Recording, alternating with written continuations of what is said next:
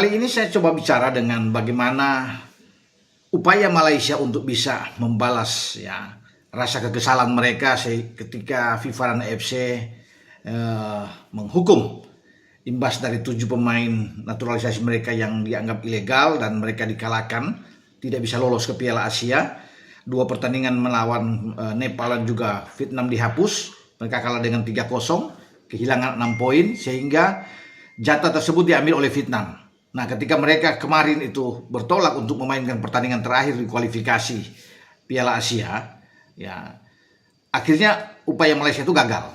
Vietnam menghajar mereka dengan 3-1. Ya, dan 2 diantaranya brace dibuat oleh Nguyen Xuan Xuan alias Rafaelson Becerra Fernandes. Ini pemain asal Brasil yang dinaturalisasi oleh Federasi Sepak Bola Vietnam. Sekarang dia bermain untuk Vietnam di lini serang. Pemain berusia 29 tahun ini menjadi sesuatu yang membeda bagi Vietnam, dan dia membuktikan kapasitas dia dengan mencetak gol ke gawang Malaysia.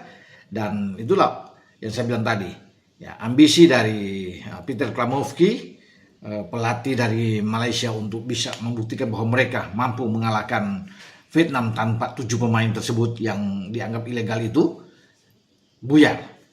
Justru Vietnam yang meredam mereka dan mempermalukan mereka dengan kekalahan. Bahkan sebelum pertandingan itu sebelum pertandingan selesai 90 menit masa normal habis ya, Vietnam itu sudah unggul dengan 3-0. Dimulai dengan gol yang cepat di babak pertama oleh Nguyen Dun Man, pemain belakang mereka, dengan tandukan ke gawang Malaysia. Ya, di babak pertama 1-0 sebelum ada brace dari Rafaelson atau Nguyen Xuan Xuan ini. Dan gol balasan Malaysia itu hanya tercipta lewat penalti yang dibuat oleh Endrick. Dan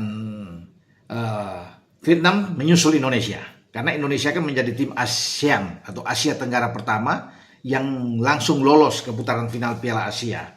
Nah, ada 3 tim yang menyusul Indonesia.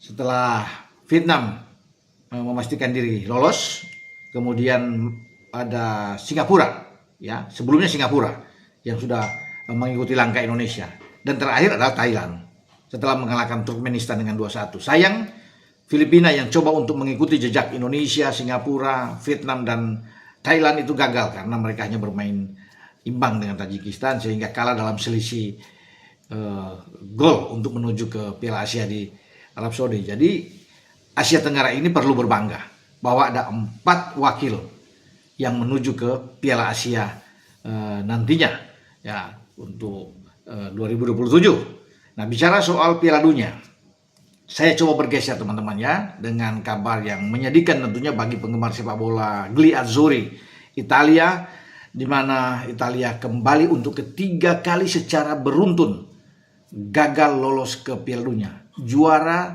4 kali Piala Dunia ini itu tumbang secara dramatis dalam adu penalti 4-1 melawan Bosnia Herzegovina di Senica kemarin malam, dan pupus sudah harapan dari Gennaro Gattuso dan pasukannya untuk bisa melangkah.